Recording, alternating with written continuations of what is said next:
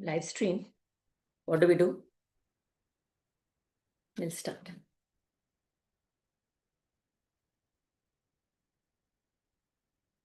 Just put a message, Bala.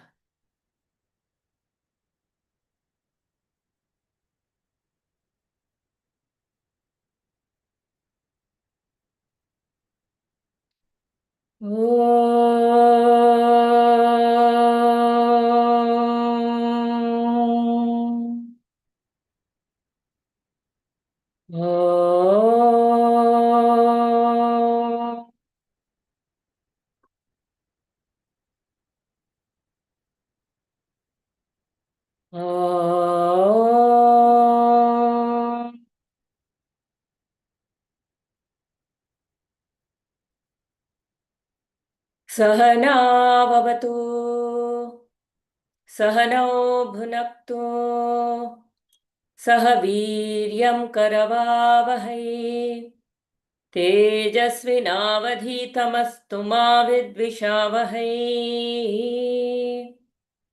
Om Shanti Shanti Shanti Hari Om Shri Gurubhyo Namaha Hari Om. Om Namo Bhagavate Vasudevaya. Om Namo Bhagavate Vasudevaya. Om Namo Bhagavate Vasudevaya.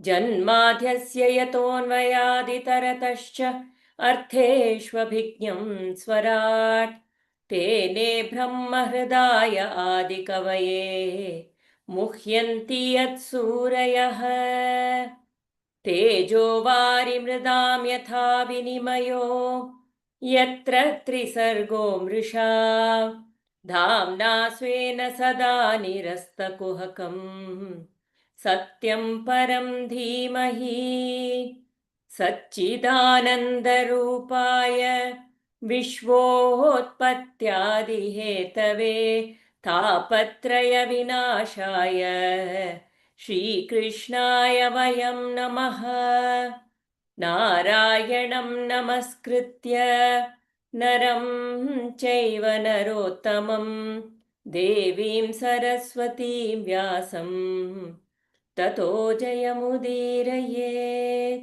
ततो जयमुदीरयेत्.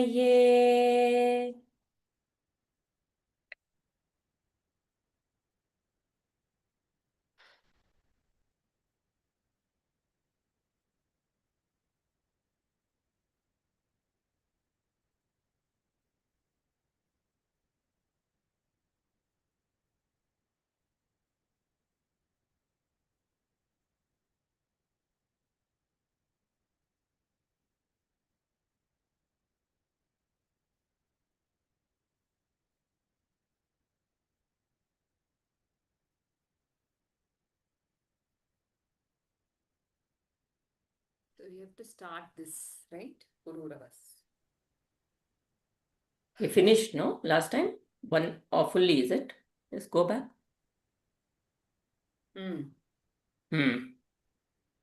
That Buddha Anila.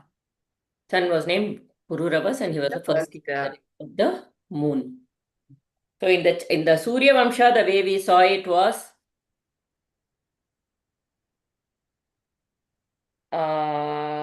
how did we see? Ikshvaku from there. Ikshvaku. Like Krishna, even in the Bhagavad Gita says, I give this knowledge to the son, to Vaivasvata, and he gives it Vivaswan, and he passes it on to Ikshvaku, and from that Ikshvaku dynasty. So that is the Surya Vamsha. Here it is the Chandra Vamsha. Some connections I was making after last time's classes on the Chandra Vamsha. If you also look at the Chandra Vamsha and the Surya, in the Surya Vamsha there is one Surya, shining, absolutely equanimous to everybody. And, and ever shining, kind of in that equanimity and that kind of a thing. In Chandra Vamsha here, there are some very nice stories that come up also where now Chandra is married to all the 27 nakshatras. The nakshatras are the daughters of Daksha, correct? Yeah. So the nakshatras are the daughters of Daksha. And now Chandra is married to all of them. But he always, all the other, Aarti, excuse me, which page? no, I'm just page number head.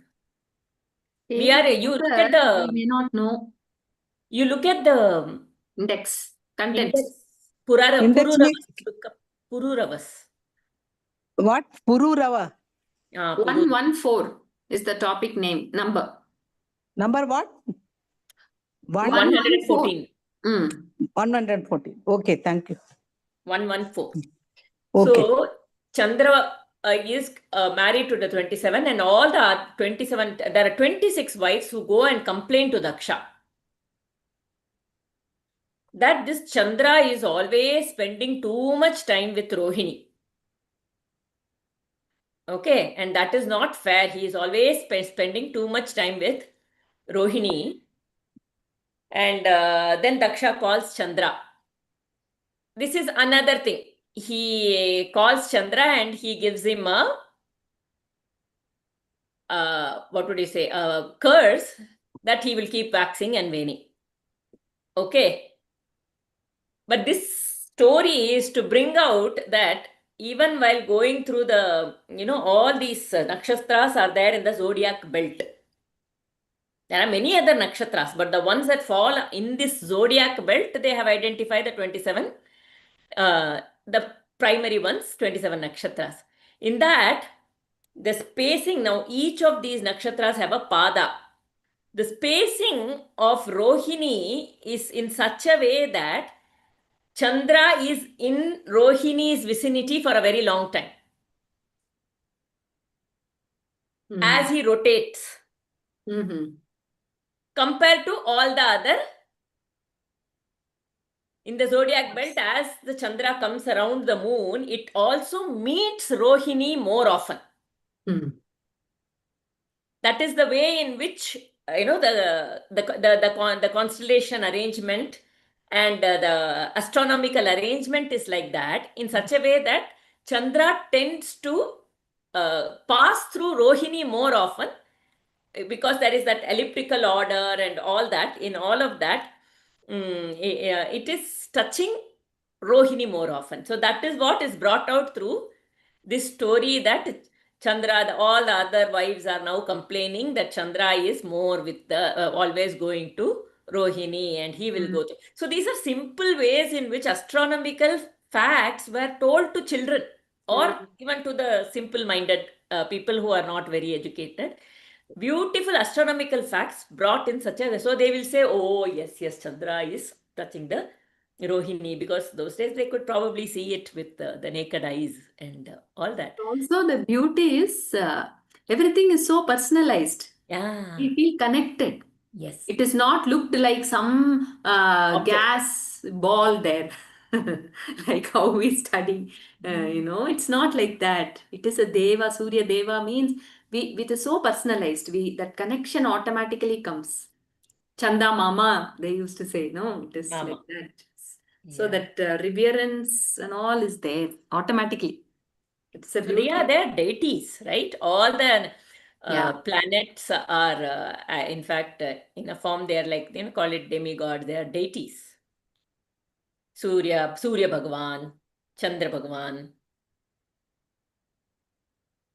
the Panchabhuta, all these are not considered like inert objects, because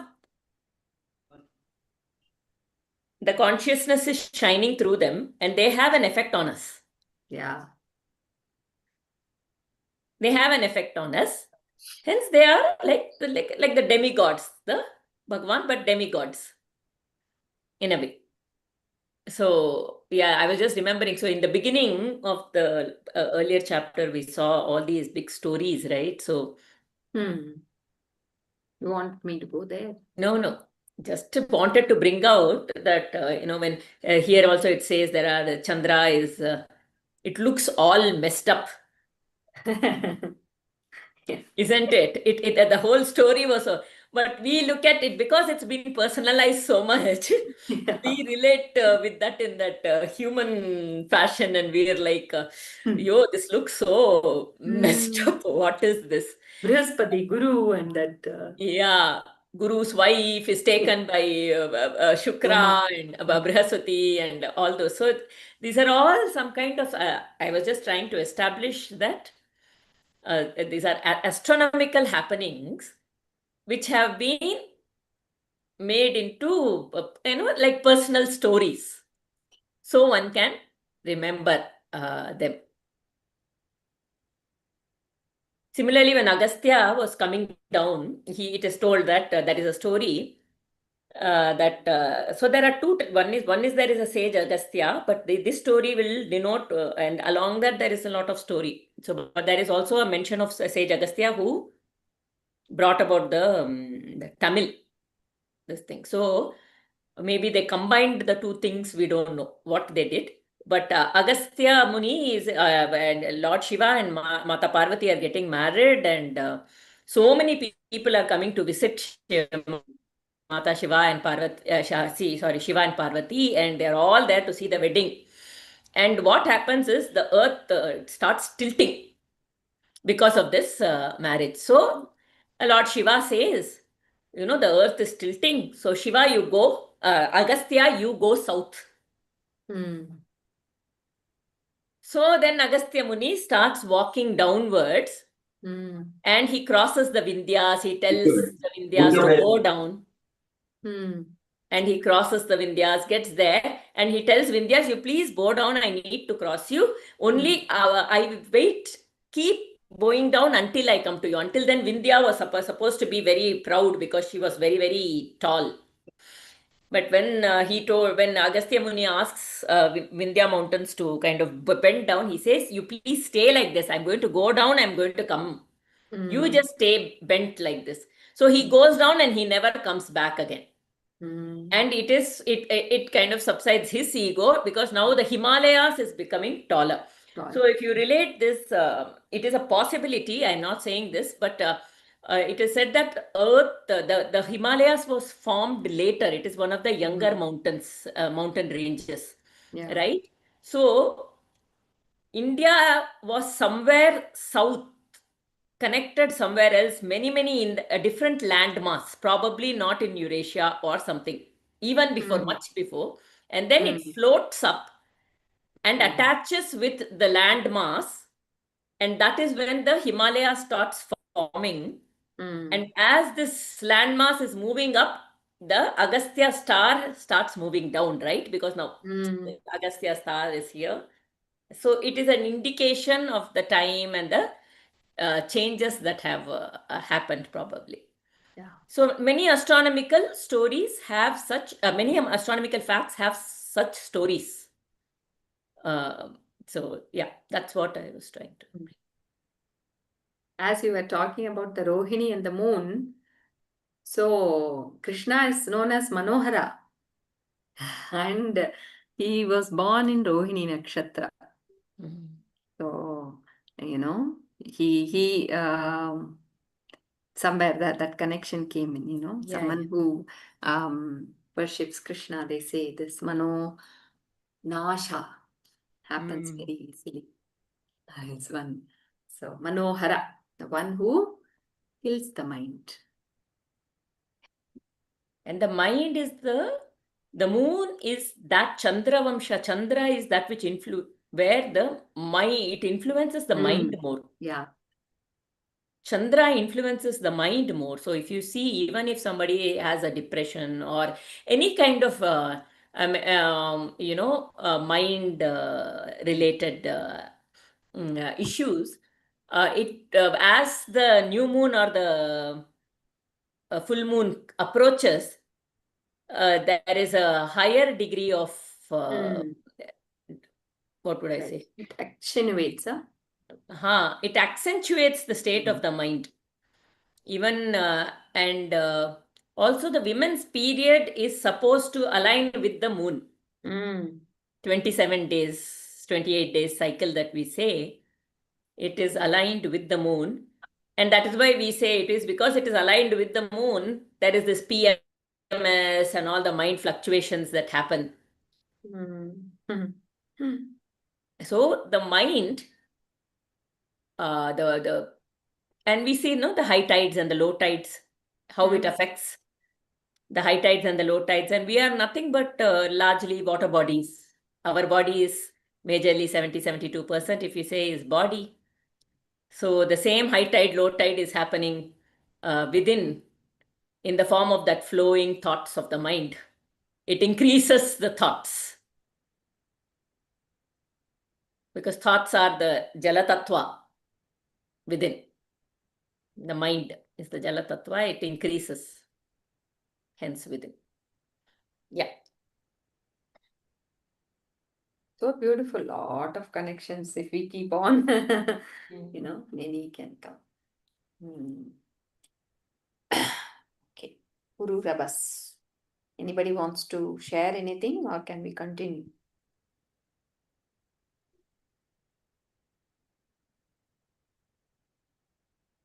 Okay. Pururavas. Pururavas had inherited the wisdom of his father. So father Buddha is from the solar. Yes. Ila is from the Ila was somebody. Some that with a lot of confusion, whoever came was Ila. but from the Chandravamsa. From which one? Chandravamsha only. Yeah, from Soma. Correct. From Soma. He's from that Soma. So Pururavas had inherited the wisdom of his father and the handsomeness and charm of his grandfather Soma. When his father Sudyumna left the kingdom in his hands and went away to the forest, Pururavas began to rule the kingdom well. His fame spread far and wide. Once, in the court of Indra, Narada was speaking about the greatness of Pururavas, about his handsomeness, his nobility, and his righteousness. He said that all the great and good qualities of a king were found in him. Hearing the praises of the king Urvashi, oh, we saw this, no? Urvashi going down and Yes, we finished this, ma'am. yeah. Yes, that Correct. We did see Urvashi. goats look Yeah, up we saw this pet goats. goats. Yes. So Urvashi goes away, right?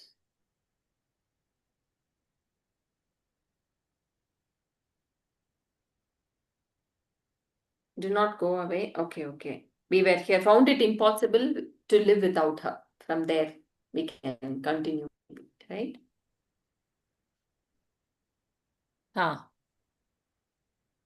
So Urvashi had given a condition and Pururavas agreed to that and they get married. The condition was you have to protect my goats and I should not see you naked. So both those conditions are completely, what do you say? No, Soma comes and takes away the goats, I think, right? Who? Indra, no? Indra. Yeah. So, yeah, Indra comes. So all that is gone. Now Urvashi leaves him and we were talking about attachments and all that. Yeah, okay. Yeah, we were talking about how husband and wife come together with very, superfluous conditions sometimes. And how it can affect and things like that. Yeah. That's a moha. Even, I think, even in the very, what do you say, colloquial language, in Tamil and all, it is called as kadal moham. It is that what we call as infatuation, all that. It's just a moha. That time, everything is just covered, nothing is seen. So, like that.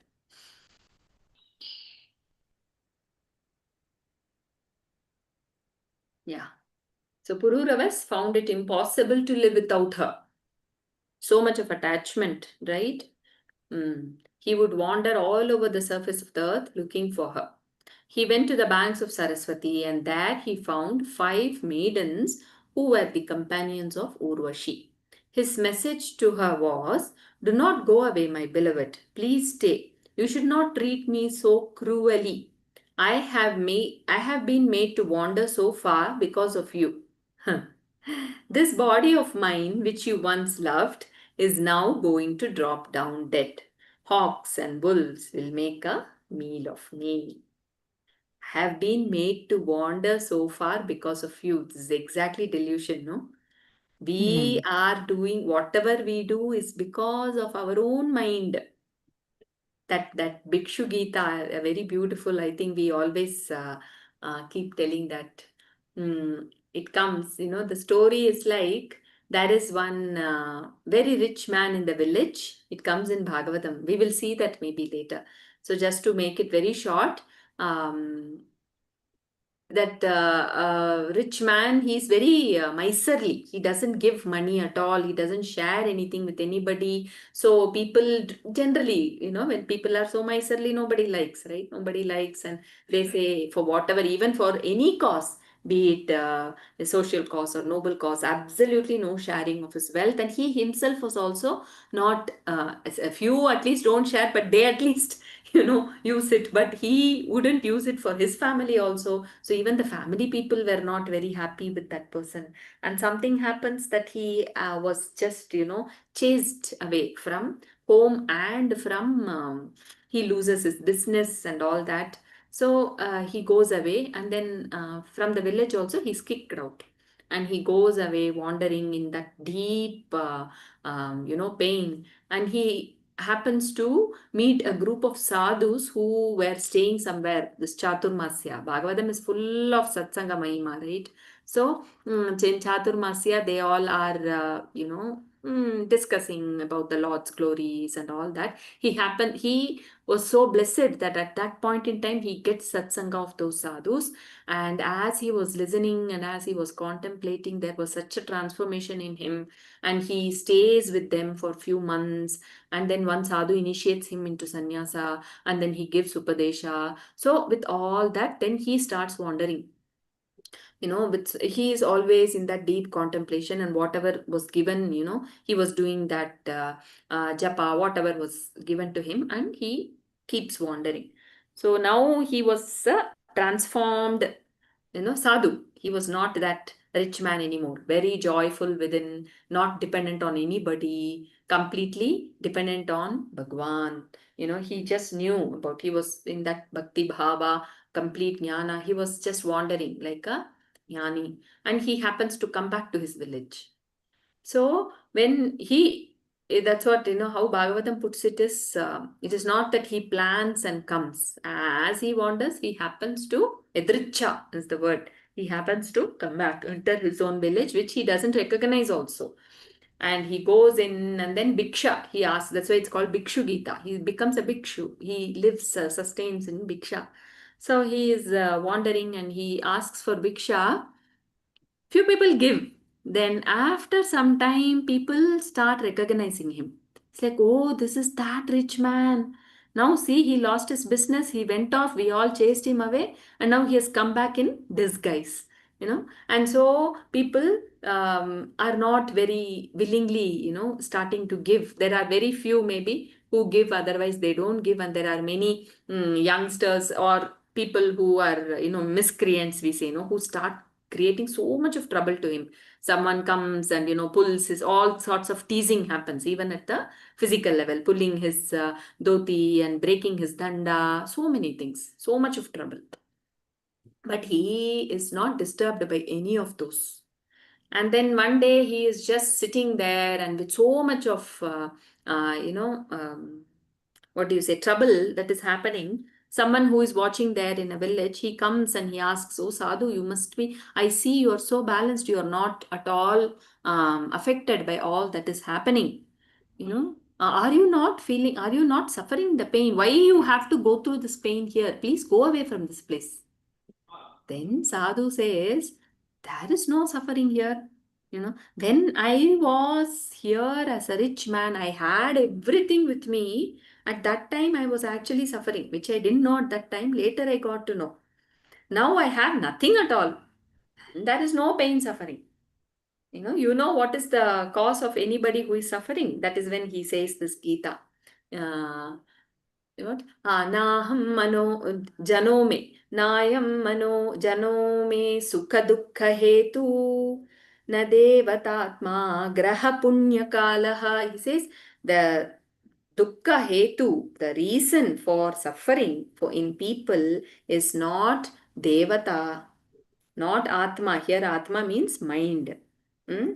Na devatatma, na graha, not even the planetary positions. Many times we all take our horoscopes and find some parihara if we go through some difficulty. He says that is not the reason also. Devatatma na graha na kala, not even the kala.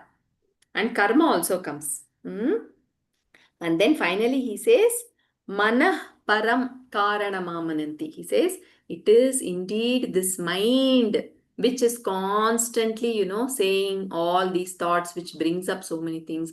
That is the only reason for people to suffer. That is called Bhikshu Gita. So, if at all I am disturbed, I am suffering, if at all I am going through some pain, something in the mind which is covering the truth is bringing that suffering. That's all. So that's the I have made to wander so far, not because of Urvashi, because of his own whatever the intellectual understandings, we can say, conditionings. His own pull to her, attachment to that mind.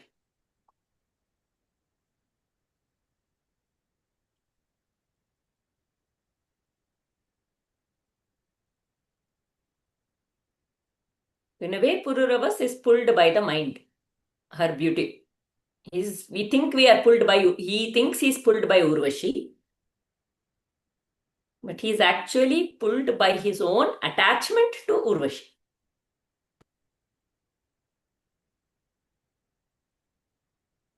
Why do we get attached?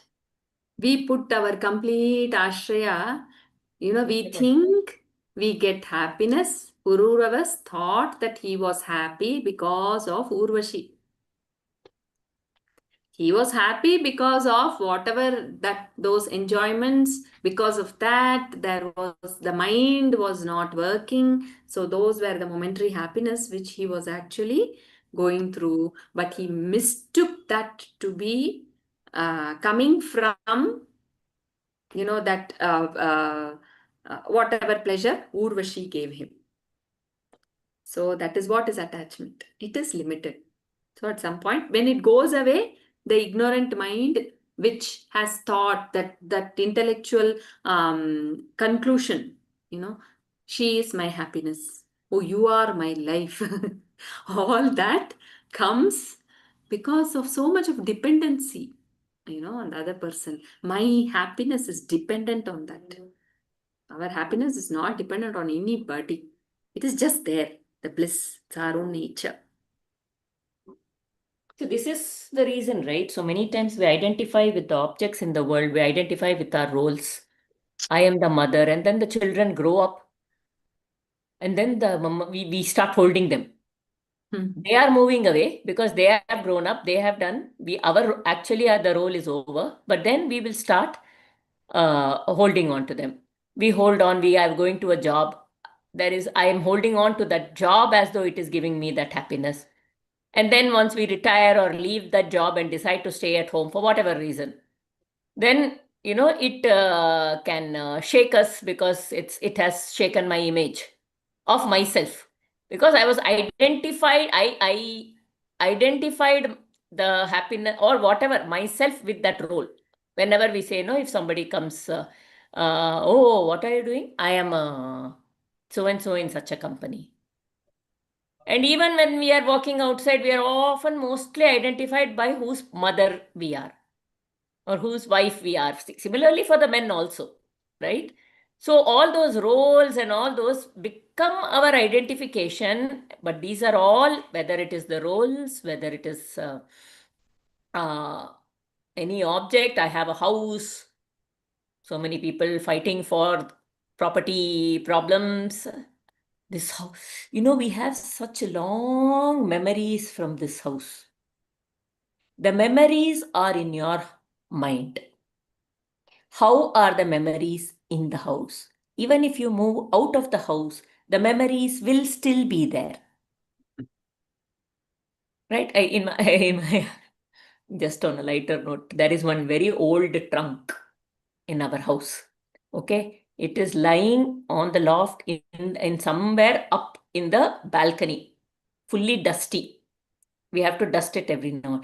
But when we have to give it off, we don't remember that trunk is there only, almost all the time. But whenever the talk of giving it away comes up, no, this one my mother gave, it is in her memory.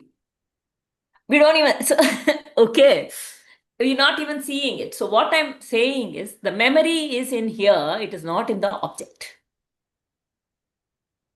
The memory, similarly, the love that we feel is within us, it is not in the object.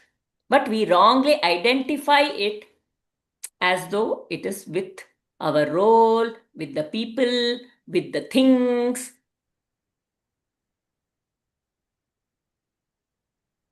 And but these are all transient. These are all transient. They'll come, they'll go. Children cling on to us as long as they need us. And then there is a phase when they want to be independent. And then we will try to cling on to them, and there are problems between parents and child. The child doesn't want me anymore. They only come for money. Am I like an ATM? They keep coming and asking only for money, otherwise there is no connection. Because that is the phase that is their time to. And then they'll come back again once they are independent. But that little gap is needed for them to learn.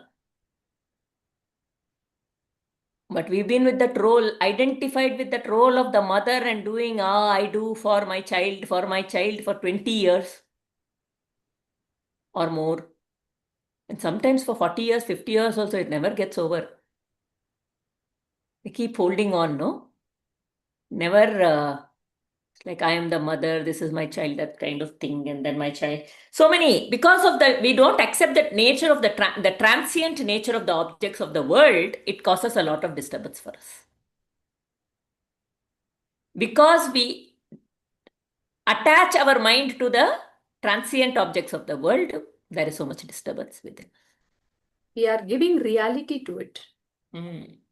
We are As though thinking it is going to permanent. be permanent. As though it is permanent. In our mind, we feel that it is permanent. Even if you understand that it is impermanent, it will take a little, that inertness will be there, it will take some time, but you will come out of it eventually. But if you are not there, the disturbances are, if you don't learn soon enough, it can become a very big disappointment. The biggest problem is we'll be creating more trouble to the other than for ourselves. The children, actually. In the name of loving my children, in this example, it is more trouble for them. They'll be feeling so tightly pulled, that is felt for them. And then we have this, Mata, Pita, Guru, Devam. The children are caught in this. I mean, respect should be there in its own place. But when there is this pull, right? There's this total confusion within. I feel like I should detach. What am I doing something wrong? But the parents are pulling me. Is my detaching wrong? Is it correct? So much confusion for the children. That is caused. Oh, am I being ungrateful? Am I being this? And parents will also nicely throw all of this, emotional, this thing. That clarity becomes very, so one person's attachment makes the other person also attached it's like I'm now bound by one rope. I am pulling, the other person is pulling me back. It is a big struggle then.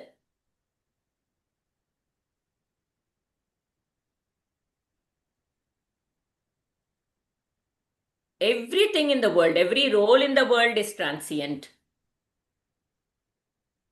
Every occupation of mine is transient. Every person in my life is transient. My mind is transient. My fear is transient. My happiness is transient. happiness that comes from the objects of the world, by attachment to the objects of the world. Everything is transient. My beliefs are transient. My opinions are transient. Transient means ever changing. I as an ego is transient. Yes. The ego that I was maybe 10 years before is very different with the ego that right now that is coming up. Right? There may be so many things for which the ego might have been strong 10 years ago, if we look at it. And now those might have gone, and something else, some set of something else may come up at this point in time. So even ego is transient. What are we holding on to?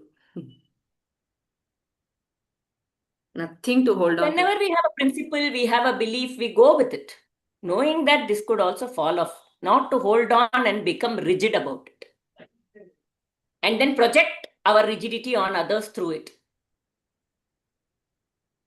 To be able to step back, not eating junk food. Very good, correct.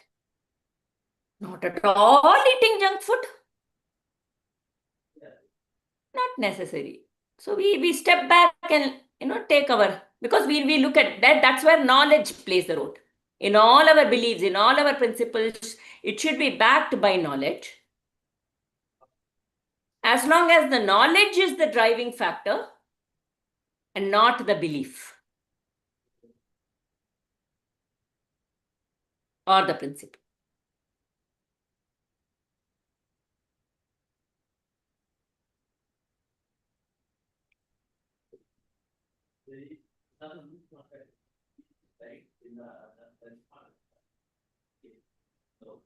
Okay. Do we So he's continue? talking about the transient nature of his body right now. My body will be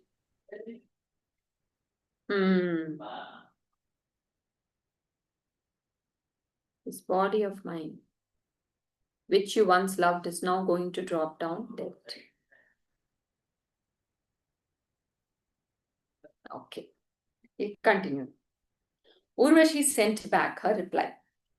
Do not lie. Wolves need not eat. Do you want to continue or add something, Aarti? no. Even our body is not is transient. Yeah, yeah. Is established. See, the So funny we were thing is talking it's about all the not that we transient are. things. This body, it is in fact transient every minute. Our body is changing. The body that we occupied when we were babies, when we were children, when we were in our youth, when we were in our teenage, in our youth. Now, as we grow older, it is constantly changing. It is not that it is permanent till we actually leave the whole body. We are leaving one body to occupy another body. That is constantly happening. Even now.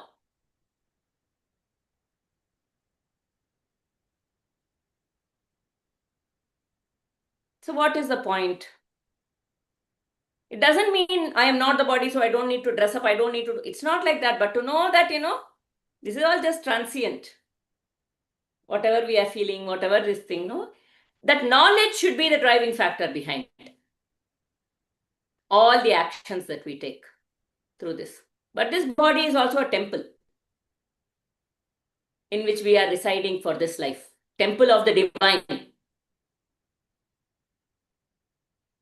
So at least through this life, for me to be able to be in touch with the divine, let me keep this body. Body means even all the panchakoshas.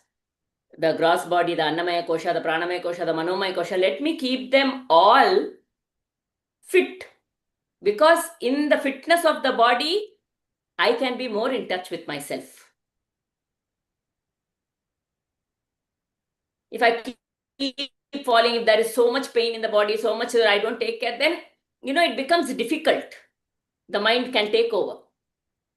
So for that reason, we keep it fit, take care of it, so that we can be with the divine at all point in time. And one very important thing we need to remember is when we say, okay, everything is transient, sometimes we can hit one shunyata. Okay.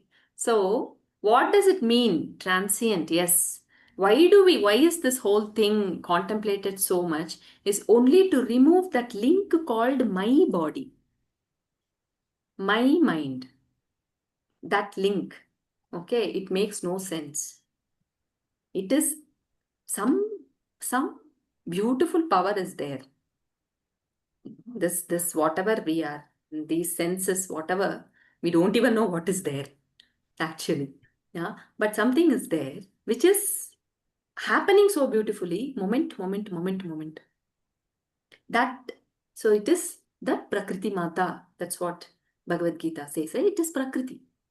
The 8 Prakritis that he says. Manashashtani Indriyani, all the senses. So it covers the physical body, the psychological, everything. So it's the power of the Lord. It has got nothing to do with this ego, that sense of whatever, that I that rises up. Also, if we take it as the power of the Lord initially, then it will not come only.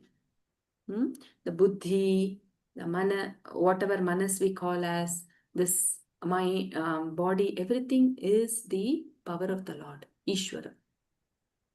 That reverence, then that brings in bhakti. That's all. Then we don't have to bring in anything else. Automatically things happen in a sense of surrender. So that alone we need to really, both must go hand in hand. Having this strong conviction, bringing that intellect to quieten down. For that, having saying, I'm not this body, I'm not the mind. That is why Adi Shankara, he says, what is that? Mano, buddhi, ahankara, chittani, naham. It's all no. Finally, he says, Shivananda, Rupam, Shivoham. So, it should parallelly go, just the negation or just being in that, it doesn't work. It has to be. You can feel very rootless completely. Yeah, sometimes what they call as existential crisis will come.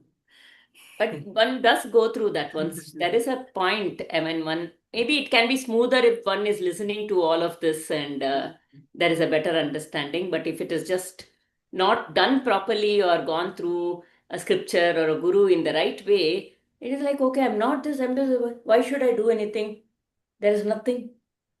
I don't feel pulled to do anything. Anyway, I am not any of these things. It can get into that, to the real It takes into the tamas, deep tamas.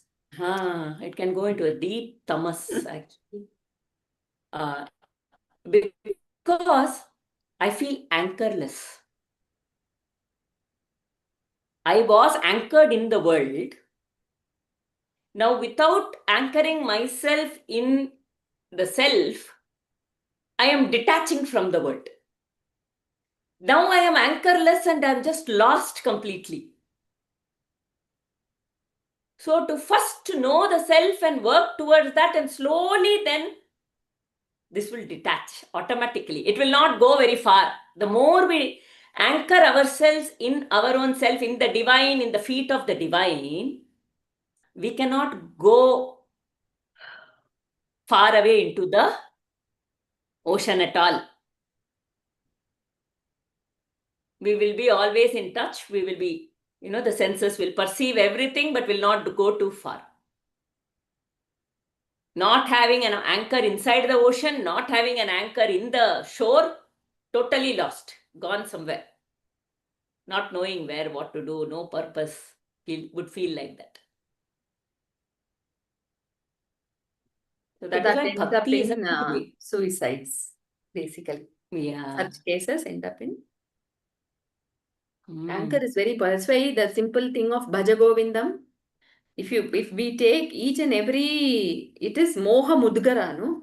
Adi Shankara is just hitting all the delusions, in the mind. It is very strong words that Adi Shankaracharya, though it is one of the simplest texts, for someone It looks who. simple because MS Subbalakshmi sang it too much.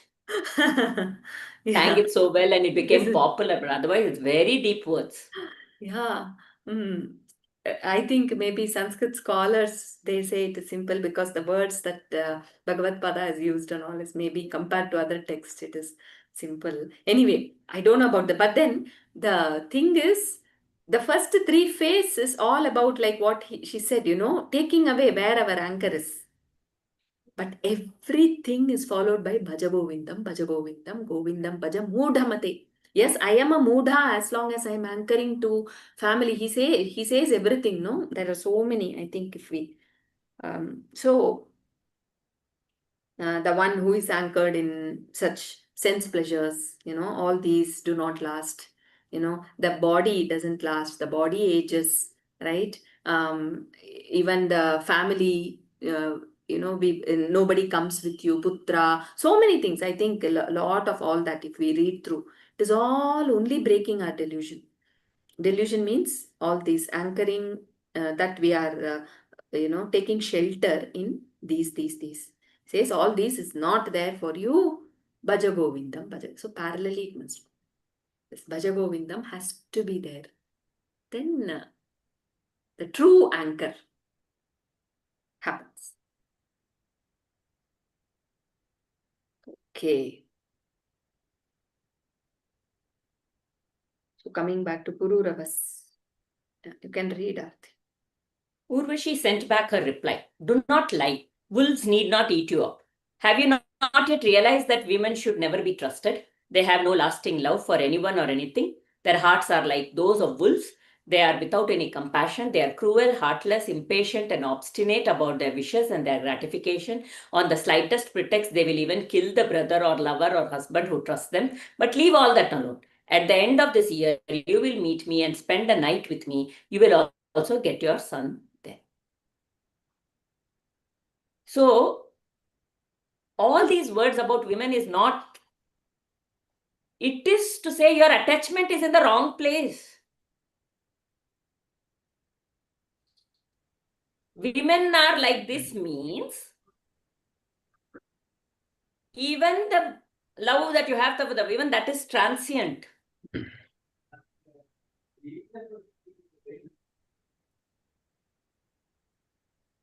You are imagining that they are a certain way. But the same coin, some people, it can be flipped other side and say, some people who are very patient people will think, oh, this woman is, or when they are very infatuated, they will think, oh, she's so beautiful, she's so this. But on that, there is another side of it also to the woman or any spouse or any person. There are two sides to everybody. The male is infatuated and cannot see the other side.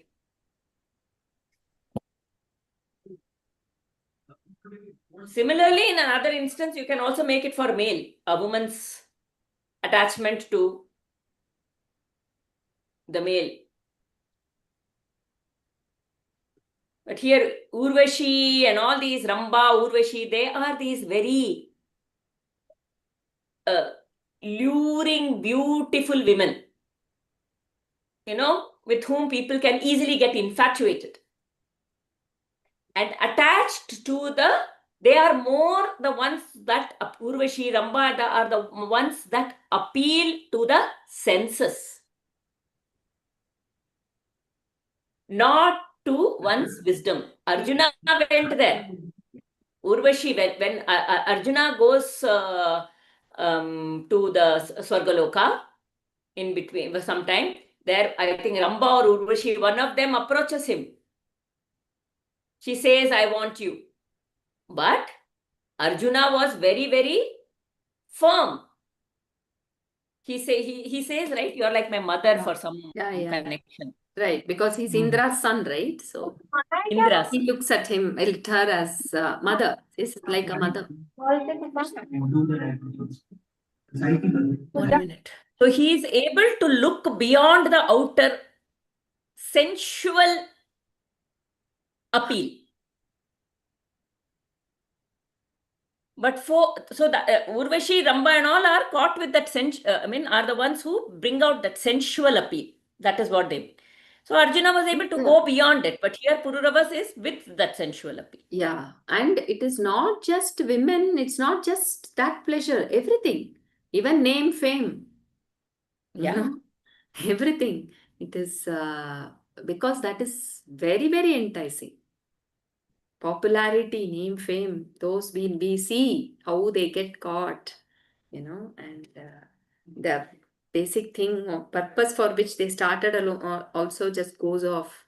So anything I think that becomes like a drug that makes one a slave at the body level is heartless, it is impatient, it is obstinate, it even kills. Means what? That identity goes away. It can, completely get shattered at one point in time. Mhm.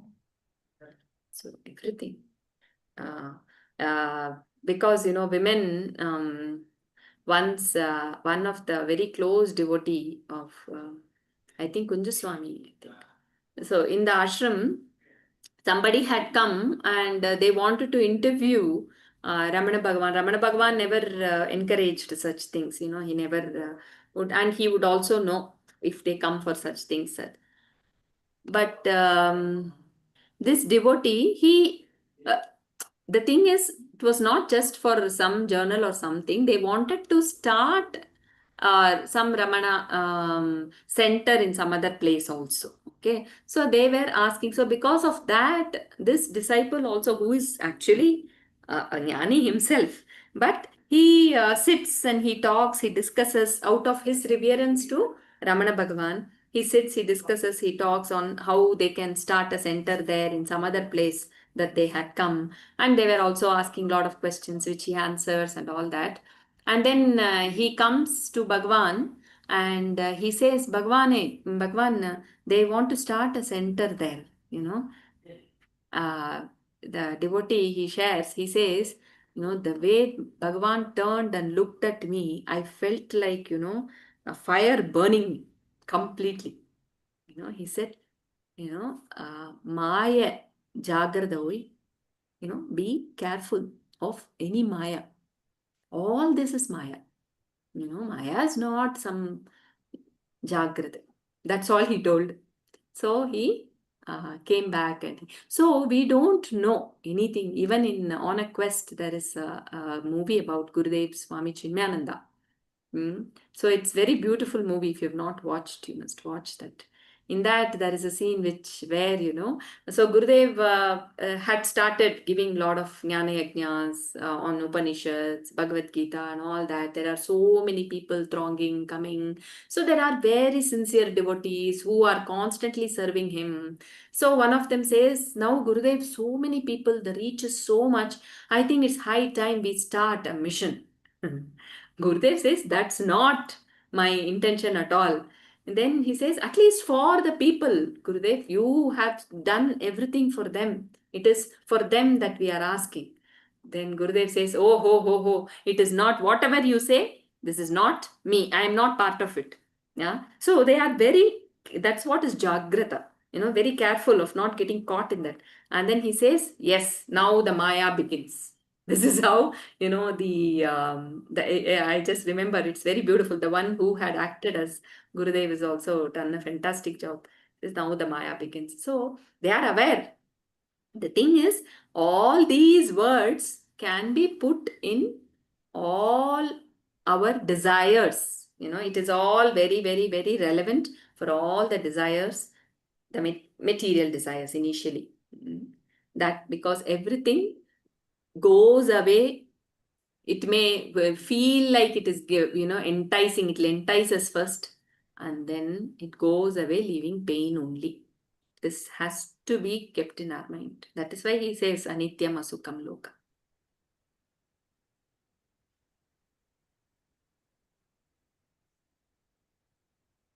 And name fame is a big trap.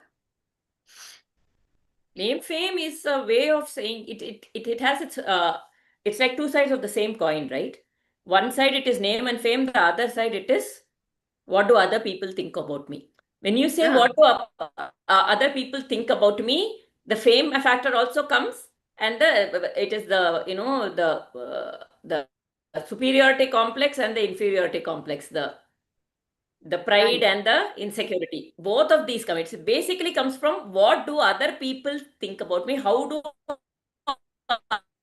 other people view me? So that itself is the other itself is not there in this self, no? When that starts playing in the mind, that becomes a filter. How do others perceive it? How do others perceive me? That itself becomes that. How do others perceive me can become this name, fame. You can get caught, you can get into arrogance, you can get into expectations, or you can have the other side of it is, I'm afraid to take the next step. What if I fail? It's all about the I. Hmm. The lower I, the ego.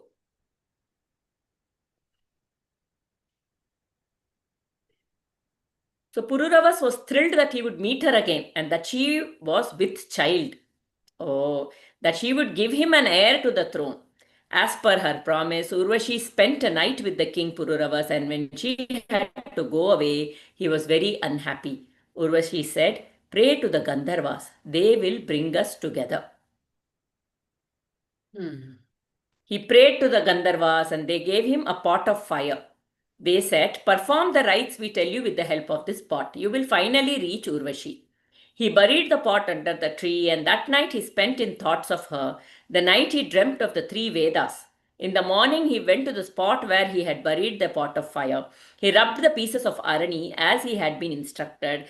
He found fire being formed. The fire assumed three forms to represent the three fires presided over by the three Vedas: Gurhapatya, Ahavaniya, and Dakshinagni.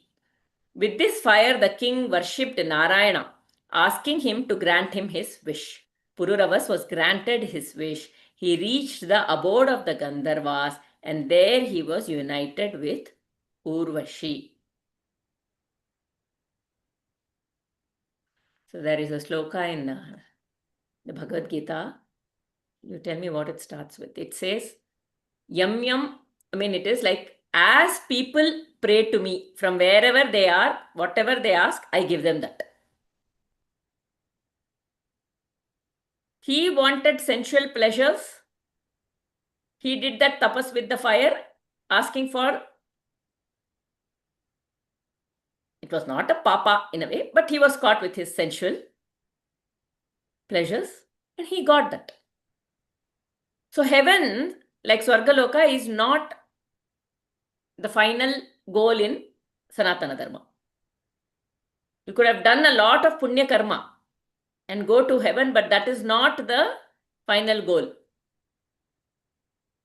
It is in fact another mind world only. You can easily fall from there. And when you are in that Swargaloka, you can't even eliminate or you can't even go beyond. You have to come to Bhuloka.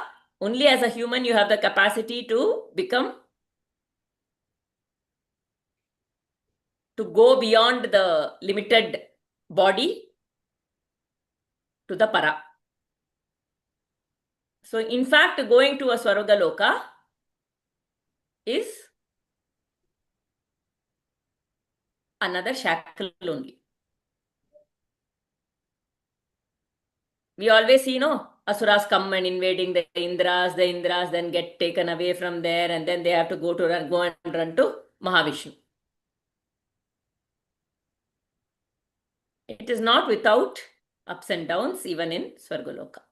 It is another transient loka.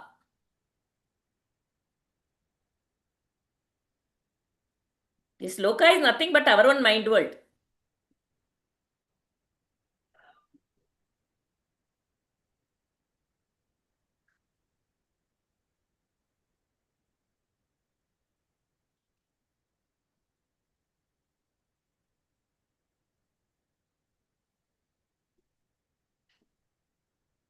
But this is also the compassion of the Lord. Yeah. Right? He will give what you ask. Wherever I am, whatever I ask for, he responds. All that I need to do is stay connected with him. He responds, and through his response, he uplifts also. In the path, when we look at a very small thing, it looks like a fall. But overall, that's a beautiful verse. It is in Tamil by Ramana Bhagavan. It translates as, just like how the water droplets in the river, they are constantly pulled by the ocean. That is how it is, it seems. It's not that they go, they are constantly pulled just by like that. Every jiva is pulled by the Lord. When we listen to such things, the bhakti bhava, when it comes, that's when we realize, okay, wherever we are, I may be a worm, I may be an ant, I may be we are in his magnetic field only. And he is constantly pulling.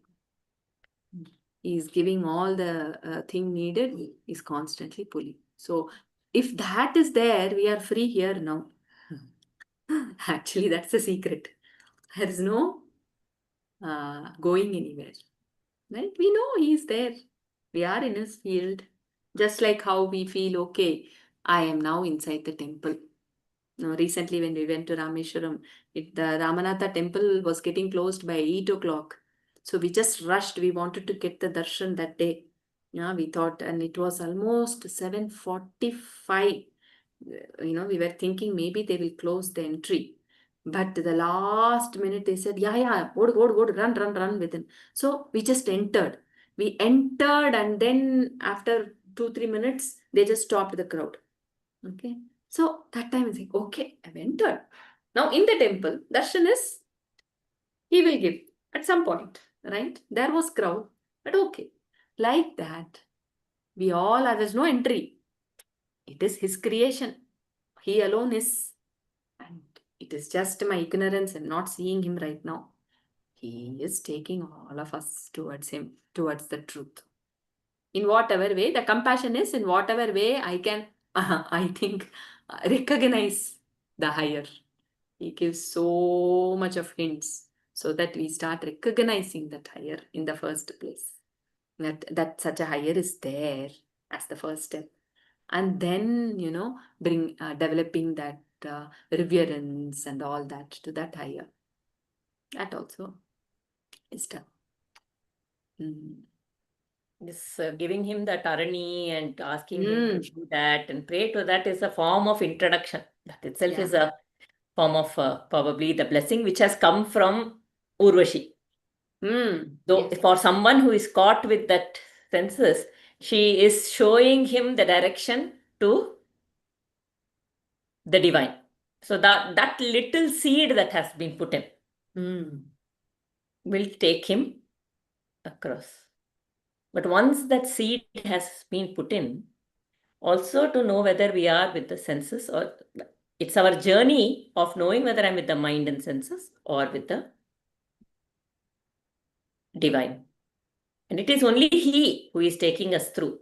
But that little alertness and consciousness is our tapas in all of this. Like there is a story of a person finds a gem. It looks very beautiful, wonderful. He doesn't know. And he goes and asks a tomato seller, can you tell me what is this gem? What is the value of this gem? The tomato seller says, oh yeah, it looks like a very good seller. The tomato, please, very good gem. I will give you my whole basket of tomatoes for this gem. But somehow he feels, no, it is not this. And then he goes to someone else who is selling something bigger. That person says they will give that. He again, then he goes to another person who looks like a very wise person. That wise person says, this is very precious. Don't give it to anybody. Keep it with you all the time. Like that, being attached to our body and our mind is like getting attached to the tomatoes. Like saying this precious gem of the eye is the body or the mind. By not giving in to these two and saying it's much more precious than these two, let me keep it with myself, is not giving into the limitation of the mind. That's why Sadhguru ji always says, right? So a reporter comes, ask him lots of questions, and then she says, I know I have lots of dreams. I want to really become, I'm very ambitious. I want to, achieve big in life. So please bless me to achieve big in life.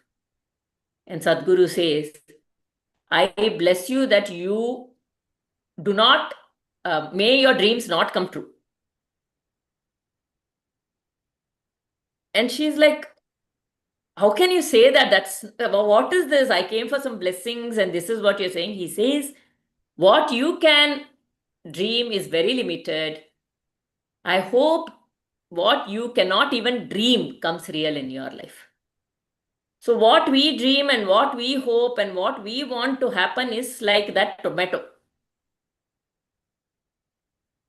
But when we surrender to the Lord, then we will know the preciousness of this life. Otherwise, we are limiting it to what our dream is. So even in that, he will guide us, but we also have a role to be alert here. Our alertness is only with, am I surrendering to him? Or because here also it is I, me, mind, right? When I say my dream, my ambition, how big should it be? It is the I, me, mind. And I, me, mind is, the ego is limited. To constantly check, am I with the ego? Am I with the self? Am I with the ego? Am I with the self? Am I valuing myself through my ego, or am I as infinitely valued as the self? That is what is my constant tapas. Through self-reflection, swadhyaya. The two nyayas, no? The baby cat and the baby monkey. So someone says to Bhagavan, oh Bhagavan, so much you have to hold me like a baby cat. Because baby cat, the mother cat, is holding the baby cat in its mouth. The baby cat has completely surrendered. But the baby monkey has to hold the mother monkey. And mother monkey goes wherever it is. In both is surrender only. It is the baby is helpless. The baby clearly knows it is the mother who can take care. I cannot do anything. A baby clearly knows the powerlessness of itself. Just like in whatever way, when we know ego is powerless, that is the first step. But this Ramana Bhagavan says, it's not like that. You have to be like the baby monkey. Holding on As to the long mother. as this separate individual doer is there, I have to put the attention at to the Lord. I have to be at His feet. I have to, stick to the whatever is being given. Sadhana or upasana, whatever. Then He will hold me like a mother cat. So both, though this is a delusion, I am here only, right? So it is only after completely the ego is dissolved one realizes. But the gratitude, the reverence for the higher, only when that is there it works. Yeah. As long as I'm operating from my ego, my mind, effort is there. My effort, we have to keep. What is that effort? The effort. Turn to the Lord. If we are turn to the Lord. If we are able to turn to the Lord, that is grace. That is grace. That is where He is holding us. Actually, the effort, the word that beautifully Swami uses is Paurusha. The Paurusha is His only. Among the, what is it? Paurusham, Drishu. In Bhagavad Gita, it says, right? In men, I am that Paurusha. The Purusha is him only. Ego, nothing. So that Purusha, if that is turning, if that has that, all the effort is going towards the Lord, towards being in the center, towards that equipoise and not wandering outside, that is grace. That's all. And anyway, yeah, I think. He gives that very, once when we had met him for that Paurusham, he gave this nice, I mean, the very normally used word of willpower, self-control, willpower. Don't move away into the mind, drift away.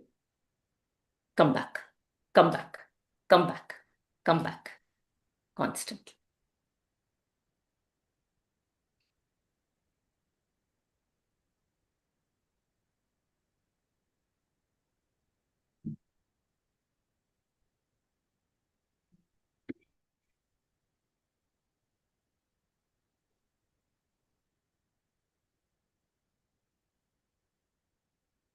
Very close.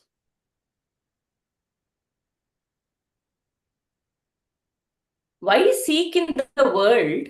Why think I should ask for certain things when we know he knows what to give us?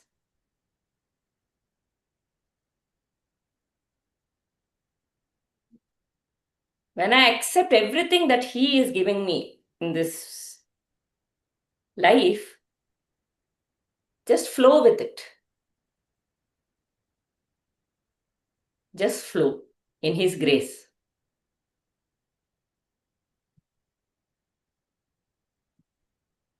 My desires and everything become just a blocking in that flow.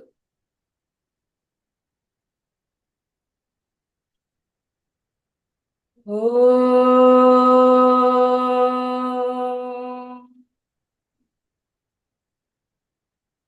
Asato ma satgamaya tamaso ma jyotirgamaya mrityorma amritam gamaya sarve bhavantu sukhinah sarve santu niramayah sarve bhadrani pashyantu ma kaschid dukkhabad bhavet.